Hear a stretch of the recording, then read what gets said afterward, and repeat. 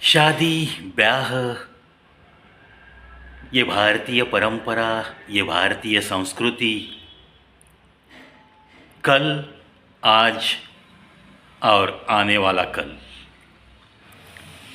चलो इसके बारे में थोड़ी सी बात कर लेते हैं। थोड़ा सा आज के दिनों के साथ पुराने दिनों का वो जो कुछ भी माहौल रहता था हर परिवार में, थोड़ा सा तौल लेते हैं। 40-50 साल पहले की बातें। उस ज़माने में भी लड़कियां सर्विस को लगती थी और सर्विस वाली लड़कियों के साथ शादी ब्याह होता था। उसके पहले 20 साल, यानी कि आज से करीब 70 साल 75 साल पहले की बात मैं कर रहा हूँ। उस ज़माने में इतनी लड़कियां नौकरियों में नहीं होती थी। चलो 40-45 साल पहले की बात कर लेते हैं। थोड़ी बहुत शुरुआत हो गई थी कि लड़कियां नौकरी भी करती थी और घर परिवार भी देखती थी। और उस ज़माने में जहाँ माता पिता देते थे लड़की को, वहीं पे जाकर वो एक अच्छा संसार करके दिखाती थी। फिर चाहे वो अकेला शौहर हो और वो रहती हो, सिर्फ शौहर के माता पिता हो, या कहीं जगहों पे बड़ा परिवार भी होता था, यानी कि उसका शौहर, उसके 2-3 भाई, 1-2 बहनें और माता पिता, और ये शौहर बड़ा होता था, जिम्मेदारियां इसके ऊपर थी, बाकी सब छोटे भाई थे, बहनें थी। वो पढ़ती थी, वो स्कूल में जाया करती थी। ऐसे घरों में भी बेझिझक, बिना हिचकिचाए लड़कियां ब्याही जाती थी और वो स्वीकार करती थी जो कुछ भी परिस्थितियां हैं उनके साथ वो घुल मिलकर उस परिवार का हिस्सा बनकर उस परिवार की जो कुछ भी दिक्कतें हैं वो अब मेरी भी दिक्कतें हैं ऐसे मानते हुए खुद का भी योगदान देती थी, चाहे वो नौकरी वाली हो या चाहे सिर्फ घर में रहने वाली एक हाउसवाइफ हो। उस ज़माने में भी कुछ परिवार ऐसे थे कि बड़े भाई ने ब्याह किया, बहू को घर ले आए, परिवार बड़ा था, छोटे भाई थे, 1-2 बहनें थी शादी की। लेकिन ये जो औरत वहाँ बहू के नाम पे कदम रखती है, 45 साल पहले की बात कर रहा हूँ मैं, तो उसने वो स्वीकार लिया, परिवार के हर सदस्य को वो अपनाती थी, हर सुख दुख बांट कर लेते हुए वो बड़े राजी खुशी से उस परिवार का हिस्सा बन के रहती थी। जो कुछ भी काम पड़ेगा वो करती थी। जब भी कोई नौकरी वाली है और जब भी कोई शादी वगैरह आई शौहर के भाई की, बेटी बहन की, तो वो खुले दिल के साथ उस परिवार के मदद के लिए दौड़ती थी, चाहे वो फाइनेंशियल हेल्प भी क्यों ना हो, वो सपोर्ट करती थी। आज करती है या नहीं ये तो बस सवाल ही है।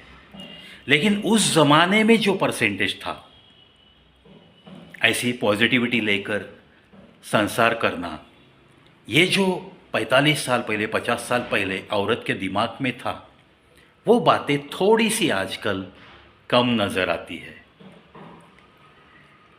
कुछ जगहों पे आज भी दिखता है, सर्विस वाली लड़कियां परिवार के लिए योगदान भी देती है, अपने पति का हाथ बटाती है, हर सुख दुख में शामिल होने की कोशिश करती है, लेकिन ये परसेंटेज बहुत कम हो गया है। आजकल गए 10 सालों से कुछ ऐसे ट्रेंड बन रहा है कि तू राजा मैं रानी, ये संसार सिर्फ हम दोनों का है। ना तेरे माता पिता आएंगे, ना मेरे घर से कोई अपने घर आएगा।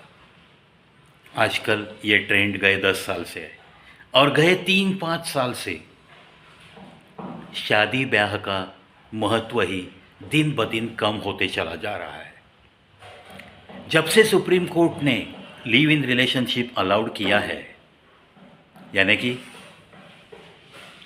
कुछ शर्तों के ऊपर 3 साल, 2 साल या 5 साल एक साथ रहने का, ये दोनों आपस में कुछ कभी लिखित या कभी अलिखित करार करते हैं। और शादी के बारे में हम बाद में सोचेंगे। अगर हमारे स्वभाव मिलजुल गए, एक दूसरे के साथ हम एडजस्ट हो गए, 1-2 साल रह के देखेंगे, बाद में देखेंगे शादी का। ऐसी बातें आजकल बहुत सुनाई देती है, दिखाई देती है। ज़माना कैसे बदलता चला गया, ये थोड़ा सा आपके दिल तक पहुंचाने की ये प्रवी की कोशिश है। कभी कभी कुछ लड़कियां, कुछ जॉब तो नहीं होता,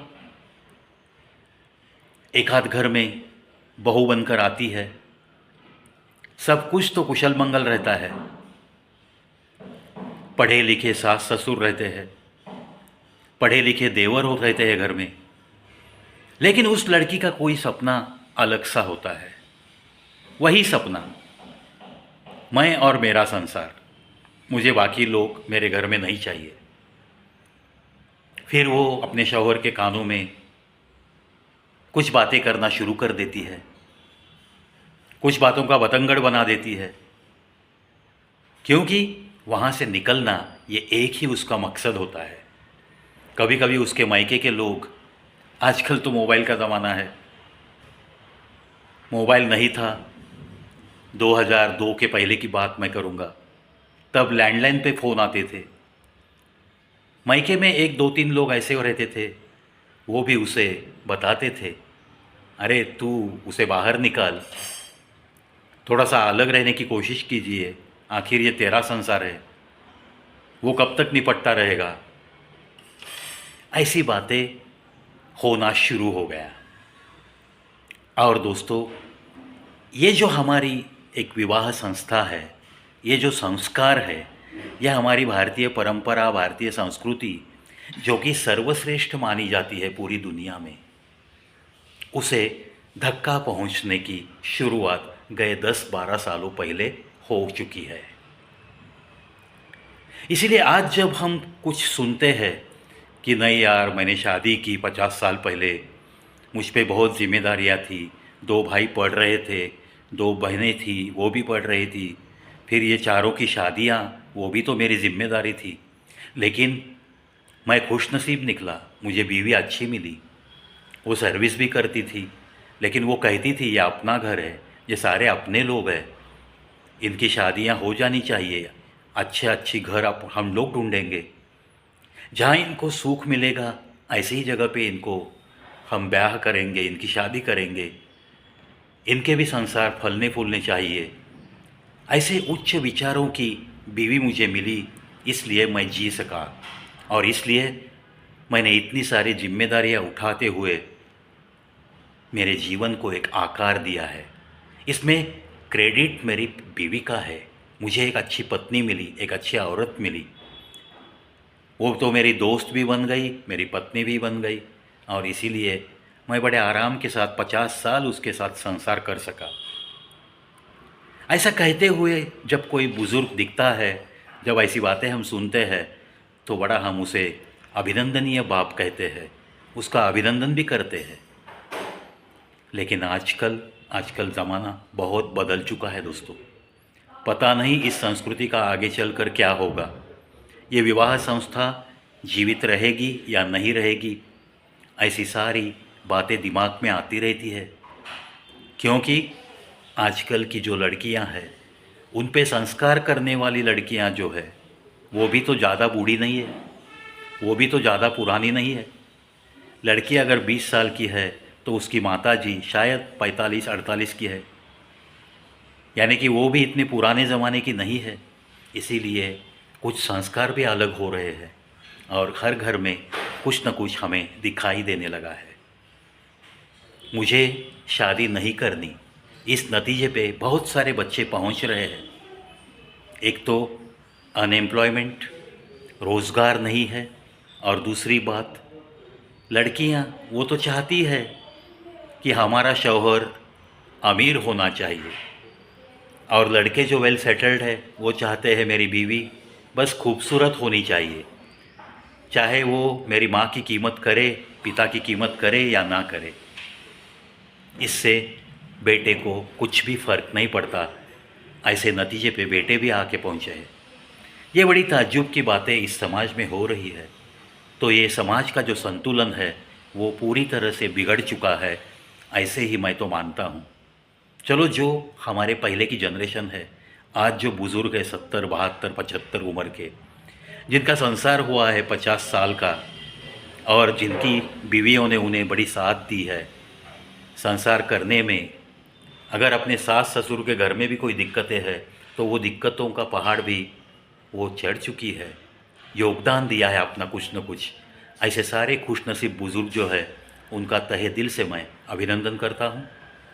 और आने वाले कल उस पर्दे के नीचे न जाने क्या छिपा है, लेकिन हम सबको कुछ न कुछ हमारे संस्कृति के लिए, हमारी परंपरा के लिए इतना बड़ा बदलाव हमारे देश में नहीं आएगा, इस तरफ ज़रूर देखना चाहिए।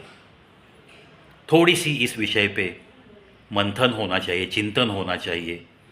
जागृति की बहुत ज़रूरी है, क्योंकि लड़कियों को संस्कार अच्छे होंगे तब जाके ही ये विवाह संस्था टिकी रहेगी।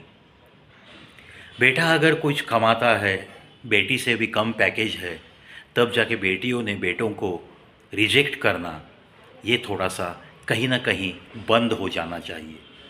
और ऐसे में ही होता है क्या, बेटी की उम्र चली जाती है 27, 28, 29, 30, और बाद में 32, 33 के बाद वो लड़की कहती है मैं तो अपने पैरों पे खड़ी हूँ, मुझे ज़रूरत ही नहीं है मैरिज की, मुझे अगर कोई अच्छा लगा तो I will prefer live in relationship. ऐसे डायरेक्ट बातें कर रही है लड़कियाँ अपने माता पिता के साथ, भाइयों के साथ, और everybody from that family is helpless, वो कुछ भी नहीं कर सकेंगे।